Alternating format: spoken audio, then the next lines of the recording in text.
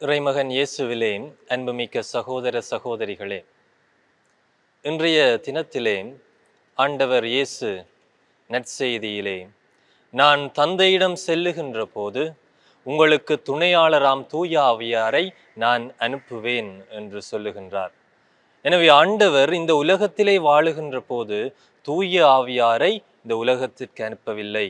மாறாக அவர் தந்தையிடம் சென்ற பிறகு தூய ஆவியாராம் துணையாளரை ஒவ்வொருவருக்கும் துணையாளராக அனுப்புகின்றார்.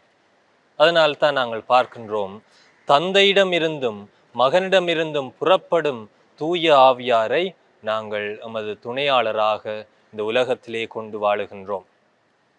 அன்புமிக்க சகோதரங்களே, தூய ஆவியார் எம்மை நேர்மையான முறையிலே, உண்மையான வழியிலே, அமைதியான முறையிலே அழைத்து செல்கின்றார். நாங்கள் எமது வாழ்க்கையை நேர்மையான முறையிலே கொண்டு வாழுவதற்கு அல்லது அமைதியான முறையிலே கொண்டு வாழுவதற்கு தூய ஆவியார் நமக்கு துணையாக இருக்கின்றார். அதனால்தான் திருப்பாடல் ஆசிரியர் திருப்பாடல் 67 3வது வசனத்திலே கூறுவார், கடவுளே, மக்களினத்தார் எல்லாரும் உம்மை போற்றி புகழ்வார்களாக. ஏனெனில் அவர் துணையாளராம் தூய ஆவியாரை ஒவ்வொருவருக்கும் தந்திருக்கின்றார். எனவே ஆண்டவரை நாம் போற்றி புகழ வேண்டும். ஏனெனில் தூய ஆவியார் எமக்கு அமைதியை தருபவராக, ஆறுதலை தருபவராக இருக்கின்றார். எனவே தூய ஆவியாரை நமது வாழ்க்கையிலே நாம் உணர வேண்டும். கிறிஸ்தவர்களாக நாங்கள் வாழுகின்றோம். எமது திருமுழுக்கு வழியாக நாம் ஒவ்வொருவரும் கடவுளுடைய அன்பையும் அவரது அரவணைப்பையும் பெற்றிருக்கின்றோம். அவரது உரிமை பேறு பெற்ற பிள்ளைகளாக நாங்கள் இருக்கின்றோம். தந்தை, மகன், தூய ஆவியாரின் பேரால் நான் உன்னை கழுவுகின்றேன் என்று அருட்பணியாளர் சொல்லுகின்ற போது அங்கே திருத்துவத்தின் 3 பேரும் மத்தியிலே எம்மிலே பிரசன்னமாகின்றார்கள். அதை நாங்கள் உணர்ந்து கொள்ள வேண்டும். தூய ஆவியாரின் துணை எம்மோடு இருக்கின்ற போது நாங்கள் எந்தவித செயற்பாடுகளையும் செய்ய முடியும். அப்படிப்பட்ட பலத்தையும் துணிவையும் தூய ஆவியார் நமக்கு தருவார். அப்படிப்பட்ட துணையாளரை தான் ஆண்டவர் இயேசு இன்றைய நற்செய்தியிலே திருத்தூதர்களுக்கு வாக்களிக்கின்றார். தூய ஆவியாராம் துணையாளரை உங்களுக்கு நான் அனுப்புவேன். அன்புமிக்க சகோதரங்களே, தூய ஆவியார் நமக்கு வேற்றுமையிலிருந்து ஒற்றுமையை தருபவராக இருக்கின்றார். பிரிவினைகளை அகற்றுபவராக இருக்கின்றார். அந்த தூய ஆவியாரை நமது வாழ்க்கையிலே நாங்கள் கொண்டு வாழுகின்ற போது இந்த உலகத்திலே நாங்கள் பார்க்கின்ற அனைத்து பிரச்சனைகள், பிரிவினைகள், பிளவுகள் அனைத்திலிருந்தும் நாங்கள் விடுபட்ட மனிதர்களாக வாழ முடியும். ஒரு முறை ஒரு தையல்காரன் ஒரு நாட்டிலே வசித்து வருகின்றான். அவன் நிறைய படிக்கவில்லை. ஆனால் கேள்வி ஞானம் கொண்ட அந்த தையல்காரன் இரு இனங்களுக்கிடையே இருக்கின்ற ஒரு பிரச்சனையை மிகவும் சுலபமாக தீர்த்து விடுகின்றான். அதை பார்த்த அரசனுக்கு இந்த தையல்காரனுக்கு ஏதாவது வெகுமதி வழங்க வேண்டும், விலை மதிப்பெற்ற ஒரு பரிசு பொருளை நான் கொடுக்க வேண்டும் என்று அந்த தையல்காரனை மாளிகைக்கு அழைக்கின்றான்.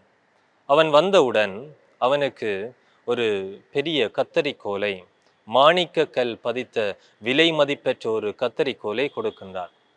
அப்போது அந்த தையல்காரன், அரசே, எனக்கு இந்த பரிசு வேண்டாம், மாறாக எனக்கு ஒரு தையல் ஊசியும் நூல் கோர்வையும் தாருங்கள் என்று சொன்னான்.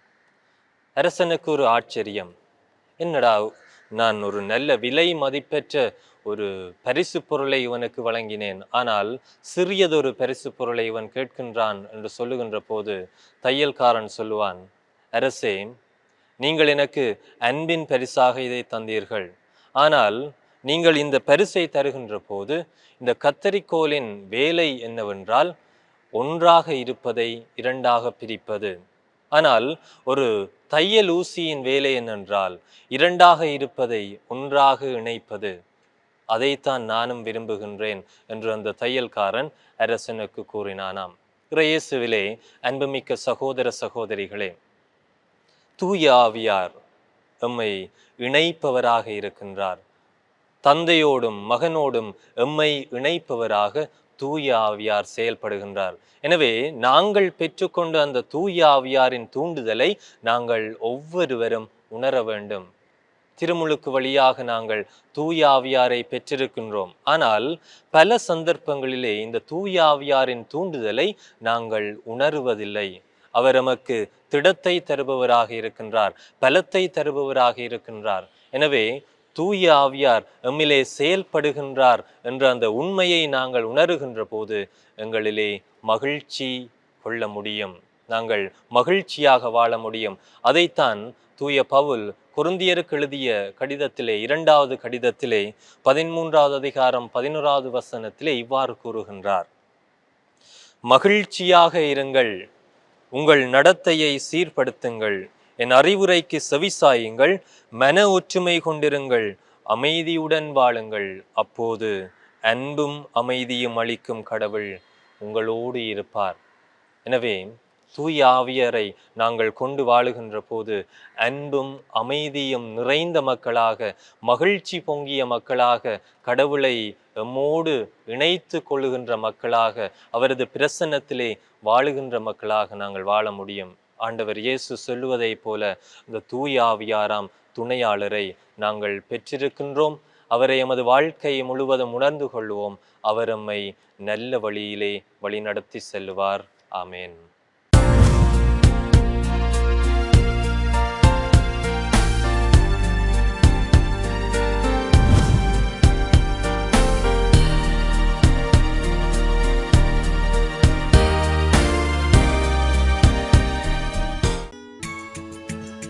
ஹோலி மேடையில் புத்தம்புது நிகழ்ச்சிகளை உடனுக்குடன் பார்த்து மகிழ எமது Facebook மற்றும் YouTube பக்கத்தை லைக் செய்யுங்கள்.